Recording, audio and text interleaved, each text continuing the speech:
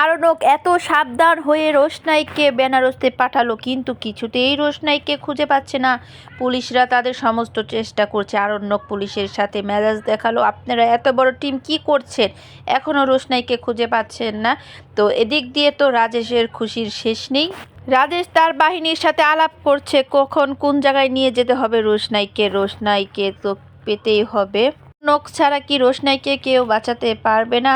তো আরণ্যকের বাসায় আরণ্যক মিথ্যা কথা বলল যে অফিস থেকে গরিমাকে আর আমাকে একসাথে যেতে হবে আশীর্বাদের দিন। এদিক দিয়ে রোশনাই তো অনেক খুশি, অনেক দিন পর তার জন্মভূমিতে যেতে পারবে। সেখানকার পথঘাট ঘ্রাণ খুবই তার চেনা।